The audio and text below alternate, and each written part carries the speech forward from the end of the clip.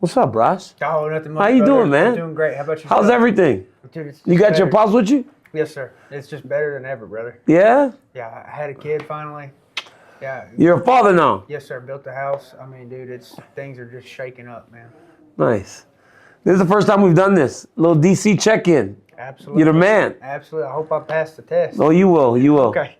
So, it's been a long time. I met you on The Ultimate Fighter. You were a baby. And, you honestly didn't, it wasn't that, I could tell that you had a lot of ability, but it's not like you had this big personality that you have today. What happened? What changed to where you became such a character, but also showed all those great skills that you have inside the octagon? I think I took too many hits to the head. Now I'm just stuck crazy, brother. What do you mean, man? You're not crazy.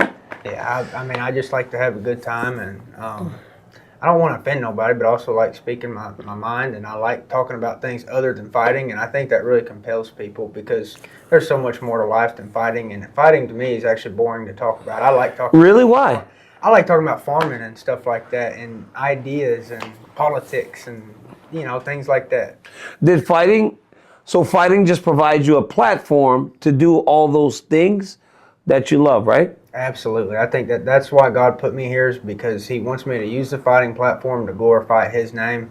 And at the end of the day, I do believe that is my God-given destiny. Yeah.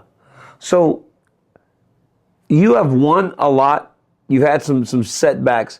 What would you make of your career to this point, Bryce? Like, I know when you left The Ultimate Fighter, everybody has goals of becoming the champion. What do you make of your placement today and how you think the career has gone to this point? Well, I am grateful for every opportunity that I've had to even be able to do what I've done, but I'm really not satisfied. I'm really not have too much of a sense of accomplishment. But I do love the people that I'm surrounded with and the people that I've met. But as far as my personal goals, I just haven't even scratched the surface, and I'm really hard on myself, and I really expect even better results. What are you trying to do to make sure that you start to go in the direction that you want to? Well, to win on Saturday, that's going to be what starts it. So I'm going to start me off a good win streak with a good finish and just go from there. I'm going to fight more often. That's the plan. So have you done anything different in the training? Like, have you got a different team, same team? What are you doing? Because a lot of times when a young fighter, if anything goes sideways, they try to restart everything. Get rid of everybody, restart everything, do something different. Have you done any of that? Well, I did start doing a strength and conditioning program. I've been real consistent. Was lifting 3 to 4 days a week. Was very consistent with my cardio. Also started traveling to Vegas. That was a big thing. And so I can train with Patchy Mix, Dan Ige, Aljamain Sterling. You're training out at Syndicate or Extreme? Couture, yes, sir. So I added in training at different spots. I added in weightlifting and even had one of the UFC people, Dawn. She's helping me cut the weight a little bit better. So I've done multiple things that will lead to better results too. And you had a baby? And I had a baby. What's the baby's name? Tucker. A boy? Yes, sir. Yes, sir. How old is he? He is 7 months old, or actually 8 months old now, and he's just so awesome. He's so adorable, brother. I mean, I can't even say how much I love him. We named him Tucker because me and my wife met because I did an interview with Tucker Carlson. I remember that. Bro, it got millions of views. Was that one of the best times? Did you love it? Tens of millions of views. Not only did I love it, it was my destiny, brother. I wouldn't have a kid and a wife with that interview because I'm a very unique character. That's yes, nice you way. are, Bryce. That's a nice way of saying it. Yes, you are, Bryce. There is nobody that would say She must not. You must not have rapped before she married you. Oh no, she likes to rap. No, She does, bro. She gets down and she's so nasty. Get out of here. She loves it. Come on, Bryce. She can cook, she can clean, everything in between. Really? Yes, brother. I'm telling you, she's a 10 out of 10, and I cannot even tell you how perfect this woman is. And we would have never met if I didn't go on Tucker Carlson. But at that point in my life, I was praying for a wife. I was literally just saying, God, please give me a wife, because if not, I'm in trouble. You know what I mean? Why though? Why in trouble? Just because that's just my lifestyle. Was all these stupid women had my attention, and then I met her, and dude, two became one, brother. I mean, that's a perfect example of two becoming one, and I'm till death do us part. She ain't leaving me. I ain't leaving her. What do you mean, brother? We signed them damn papers. And I'm telling you, bro, she's mine forever now, and but there's nobody else that would do what she's done for me. And we only met because of that interview. And, dude, that's how God works. You went on Tucker Carlson, and you met your wife because of it. Absolutely. She messaged me on Instagram after that and said, "Hey, I seen you on Tucker Carlson," and we started talking. So you became famous.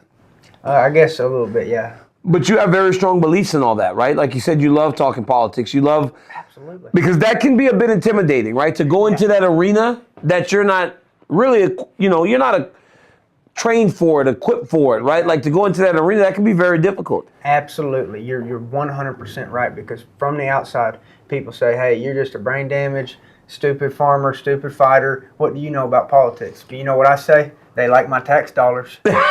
After I fight my ass off, they'll take my taxes. So if I pay my taxes to these greedy sons of bitches, they're going to have to put up with my opinions now.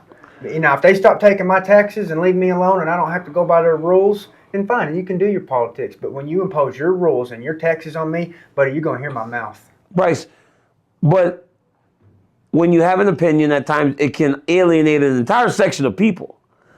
Depending on what, you got to be specific here. No, I'm just saying, like, it's like when you're on Tucker Carlson and you're talking, there's a whole nother side of the world that goes, "I don't like this guy because he's with Tucker Carlson." See, so what I have done in my career is I've completely steered away from politics, right? Because you could never make everybody happy. That just doesn't matter to you. That's right. Well, the truth is what matters, not making people happy. To me, the truth is what matters. And I believe with all my heart that I'm proclaiming the truth. When I say our government's corrupted, and I give you exact examples, you're right. Not everybody's going to like me because of that. But to me, it's not about people liking me. It's about me saying the truth to help bring freedom to this country that I love, that I would die for. Because it's like, I'm not ever going to get to be great and serve this country in the military, the armed forces, but how can I fight for this country? I can come up here with no fear and say what I believe needs to be said, and that's how I fight for our country. And if these communist bastards come into this DC, if they come to this country, I will gladly fight these communist bastards. But until then, I don't get a chance to fight for our country, so I get to speak my mind. Bryce, you're fighting Kron Gracie this weekend. Yes, sir. Right? When you look at him we did 6.5 minutes on you talking about just random stuff. And that's why you're awesome, right? Because you talk about the fighting because that's what you are, but you're so much bigger. But you and Kron Gracie are fighting this weekend. When you break him down, like when you look at him, like you're a grappler, he's a grappler. Does that excite you? Or do you go, well, I know you're a grappler, but I'm a better striker. I can do much more in mixed martial arts, and that's what's going to allow me to win this fight. I do believe that I'm more well-rounded, and I have to prove it on Saturday, but I can't exactly give you the game plan away, but I will say I'm not scared anywhere the fight goes, and I'm thoroughly excited about this fight, and it's the most grateful I've been in a long time. Coming off of a loss, I just have come back with this sense of gratitude, just basically waking up every day thanking God, hey, I'm so glad I get to do this, because a couple more losses like that, and you're done. I remember when you were on the show, you just wanted to get here. Yeah. It was like, man, if we could ever get into the UFC. Yeah. And now you're like embedded in it. You fought the champion Ilia Topuria. You've seen the top of the division. Looking back on that today, how much can you apply all those lessons learned to what you're trying to build for the future? I think every single one of these fights that I had is going to put me exactly where God wants me to be on this path of prosperity and victory.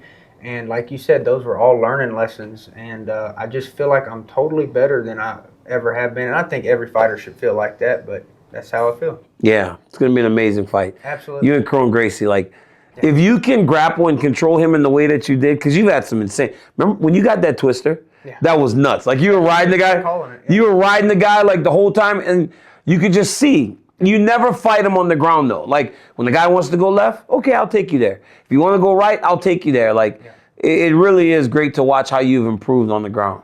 Absolutely. I mean, and that fight specifically, the Roses fight that you called, if you put me today back into that fight, I can finish that fight now. There's some things I would have done differently. So every fight, I'm learning, I'm getting better, and even these losses, I'm telling you, brother, they put me where I need to be. And also, too, even though I am coming off of a loss, there's been so much victory in my personal life. Yeah. I don't feel like a loser. Even though on paper, I know I am. Tucker. Yeah.